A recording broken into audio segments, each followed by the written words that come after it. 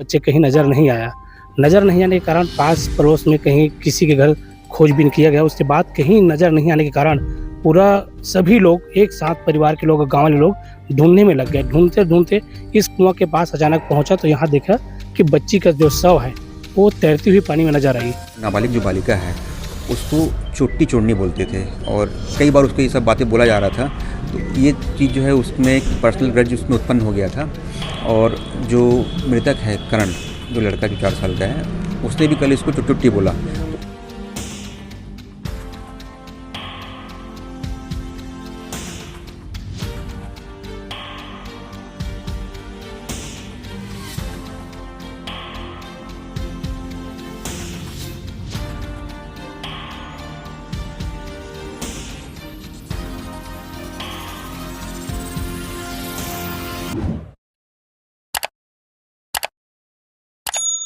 नमस्कार, जोहार छत्तीसगढ़। मैं रेणुका और आप देख रहे हैं द न्यूज़ नायक। आप लोगों ने देखा ही होगा कि कैसे छोटे छोटे बच्चे एक दूसरे के साथ मस्ती मजाक करते हैं, लड़ते हैं, साथ ही कुछ बोलकर चिढ़ाते भी हैं। जरा सोचिए, अगर यही चिढ़ाने की वजह किसी की मौत का कारण बन जाए तो। सही सुना आपने, मौत का कारण। ऐसा ही एक मामला केसीजी जिले से सामने आया है, जिसमें 8वीं पढ़ने वाली नाबालिग बालिका ने रिश्ते में अपने भाई लगने वाले 4 साल के मासूम करण और उसकी 2 साल की बहन वैशाली वर्मा को कुएं में धकेलकर मौत के घाट उतार दिया। पूरा मामला क्या है हम आपको विस्तार से बताते चलते हैं। जिला केसीजी के छुईखदान ब्लॉक के अंतर्गत आने वाले ग्राम झुरा नदी में कल एक दिल दहला देने वाली घटना सामने आती है, जिसमें गजानंद वर्मा अपने 4 साल के बेटे करण वर्मा और 2 साल की बेटी राधिका उर्फ वैशाली की गुमशुदगी की रिपोर्ट लिखाते हैं। साथ ही इधर लगातार गांव में पतासाजी भी करते रहते हैं। तभी गांव के कुछ लोगों द्वारा बताया जाता है कि ओमकार वर्मा के बाड़ी के कुएं में एक बच्चे की बॉडी तैरते दिखाई दे रही। यह बात सुनते ही तुरंत परिजन उस जगह पर जाते हैं और गांव वालों की मदद से बच्ची वैशाली को बाहर निकाला जाता है, पर पानी में डूबने से बच्ची की मृत्यु हो चुकी थी और बच्ची के मुंह में कपड़ा बंधा हुआ था। उससे आशंका लगाई जाती है कि उसे योजनाबद्ध तरीके से किसी ने पानी में धक्का दिया होगा। साथ ही 4 साल का मासूम करण भी लापता था। बच्ची के मुंह में कपड़ा बंधा हुआ था, जिसकी वजह से लोगों को शक होता है कि करण भी इसे कुएं में ना हो। करण की पतासाजी के लिए गांव वालों की मदद से पंप लगाकर कुएं के पानी को खींचा जाता है और लगभग 2 घंटे बाद मासूम करण की लाश भी उसी कुएं में मिलती है। घटना की गंभीरता को देखते हुए पुलिस द्वारा जब इस मामले की जांच की जाती है तो इस घटना का खुलासा होता है। यह घटना 9 नवंबर की सुबह 10 बजे की है, जब माता पिता खेत में काम करने के लिए जाते हैं और बच्चे घर में रहते हैं, पास पड़ोस में खेल रहे होते हैं। तभी उसी दौरान 4 साल का करण रिश्ते में अपनी बड़ी दीदी लगने वाली आरोपी को चोटी चोरनी कहकर चिढ़ाता है, जिससे आरोपी को गुस्सा आ जाता है और गुस्से में मासूम करण को कुएं में धक्का दे देती है। इस पूरे घटनाक्रम को छोटी बहन वैशाली वर्मा छत में खेलते हुए देख रही थी। देखते ही वह रोने लगी। जब नाबालिग आरोपी बच्ची को रोते हुए देखी तो छत में जाकर पहले उसके मुंह में कपड़ा बांधी और कपड़ा बांधने के बाद छत से ही उस बच्ची को कुएं में धकेल दी। इस प्रकार आरोपी ने इस पूरे घटना को अंजाम दिया। पुलिस ने संदेह के आधार पर जब नाबालिग बच्ची से पूछताछ की, तब जाकर पूरे मामले का खुलासा हुआ। पुलिस ने इस मामले को 12 घंटे के अंदर ही सुलझा दिया।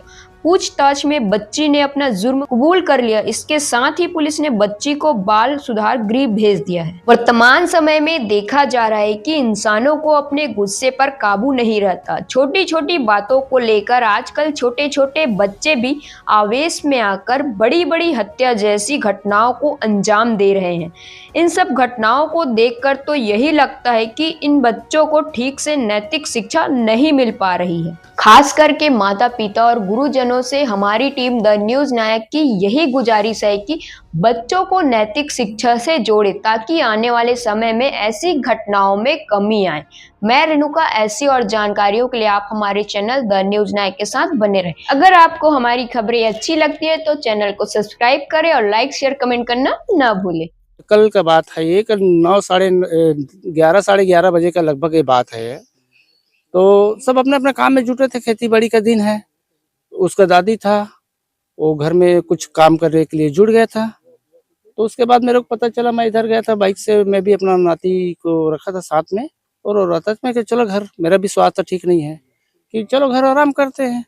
तो भाभी अचानक मिल गया रोड में, तो देखे का बच्चे को नहीं देखो भाभी, पाड़ा पड़ोस में देख लो, होगा तो कहाँ जाएगा, वो आस पास में होगा, बच्चे खेल रहे होंगे।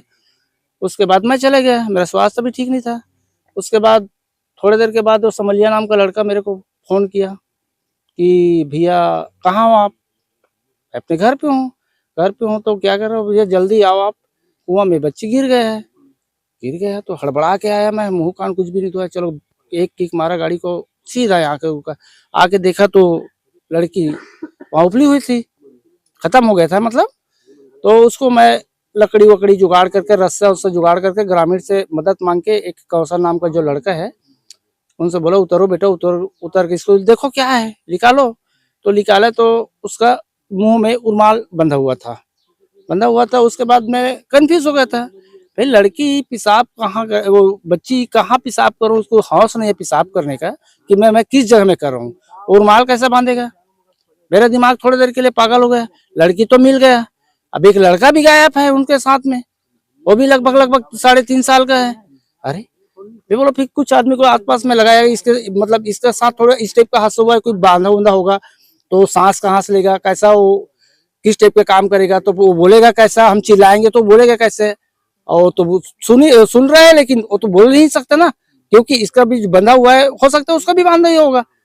तो उसके बाद कुछ आदमी को लगाया आसपास में कि चलो भाई खोजो आसपास में कहीं रुका होगा। तो उसके बाद कुछ आदमी को यहाँ कुएं पे लगाया, मोटर वगैरह आदमी को मोटर उटर खींच कर पानी खिंचवा कर। उसके बाद आधा एक घंटा लगा लगभग, उस समय पुलिस वाले आ गया था। तो पानी खींचते खींचते उसके बाद थोड़ा सा कम हुआ, तो कौशल नाम की लड़के को बोला हूँ कि फिर रस्सा बांध के देख बार ट्राई करो। तो ट्राई करा ना, तो पानी जब खींचा ना तो हल्का से लकड़ी का वो नीचे में हल्का सा था, इसलिए बच्चा था वो, और लकड़ी थोड़ा सा उसी का लमसम उसी का बराबर था, तो इसके कारण वो नहीं दिख रहा था। लकड़ी को जैसा हटाया उसका शर्ट दिख गया, शर्ट जैसा दिखा वो उसको फिर खींच के बाहर निकाला तो लड़का एकदम ऐसा लग रहा था कि कहीं चोट ही नहीं आया लड़के में, क्योंकि यहाँ करीब में लाके उसको डाले है ना, इसलिए उसको चोट नहीं आए है ना। तो उसके बाद तो मैं फिर कुछ बता ही नहीं सकता, पूरे शोर से लग गया वगैरह वगैरह। पोस्टमार्टम के लिए मैं छुगदान हॉस्पिटल तक के गया मैं। उसके बाद वही लगभग मैं 10 बजे रात कर आया हूँ वापस घर, आराम किया हूँ ढंग से। नाइट में मेरा नींद भी ढंग से नहीं पड़ा था, कि तकलीफ में मैं उसको 11:30 बजे के लगभग देखा हूँ। और घर परिवार का है, मेरा नाती है, वो मेरा नतनीन है, इसलिए मैं बहुत बड़ा कंफ्यूज हो गया था। कल करीब 10 साढ़े 10 के आसपास की बात है, जब सभी लोग किसान लोग आज धान बुआई चल रहा है, कटाई चल रहा है, तो उस समय सब बाहर गए हुए थे और वो बच्चे का जो दादी है वो घर में उन बच्चे को खिला रही थी।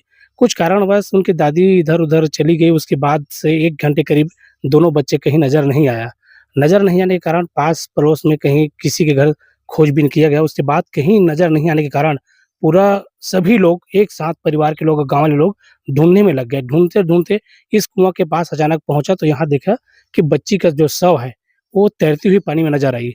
उसके बाद उनको ग्रामीण के मदद से उनको बाहर निकाला गया। जब बाहर उनको निकाला तो उनके मुँह पे रुमाल बंधी हुई थी और शंका ये था कि उनके साथ जो उनका भाई था, वो भी कहीं नज़र नहीं आया। तो शंका था कि कहीं इसी कुआँ पे तो नहीं गया करके पूरे ग्रामीणों की मदद से, कुएँ में पानी बहुत ज़्यादा था इसलिए पानी को बाहर निकाला गया पानी मशीन के द्वारा। उसके बाद ग्रामीणों ने वहाँ पता किया तो वहाँ दूसरा शव भी वहीं बरामद हुआ, जो लड़का था। लड़के की उम्र करीब 4 साल है और लड़की का करीब 2 साल के आस-पास है। गाँव में ये पहला घटना है, बहुत बड़ी बस्ती है, सब भाईचारा की तरह इस गाँव में रहते हैं, लेकिन ये पहला घटना है जो इस प्रकार सभी को तिल दहला देने वाली बात है और सभी हम लोग पूरे गाँव में पूरा शोक का एक लहर फैला हुआ है और सभी लोग पूरा शोक में हैं। मेरा नाम विजय कुमार वर्मा, जिला पंचायत सदस्य प्रतिनिधि। वर्मा। जो कि जुरा नदी निवासी है, उनके द्वारा 9 नवंबर की सुबह थाने में सूचना दी गई कि इनके 2 बच्चे, राधिका जो कि लगभग 2 साल की है और इनका बेटा करण जो लगभग 4 साल का है, वो 9 नवंबर की सुबह 10 बजे से मिसिंग है, कहीं दिखाई नहीं दे रहे हैं। तो उनके द्वारा फिर आसपास गाँव के लोगों के साथ में सर्चिंग शुरू की गई, पुलिस को भी सूचना दी गई।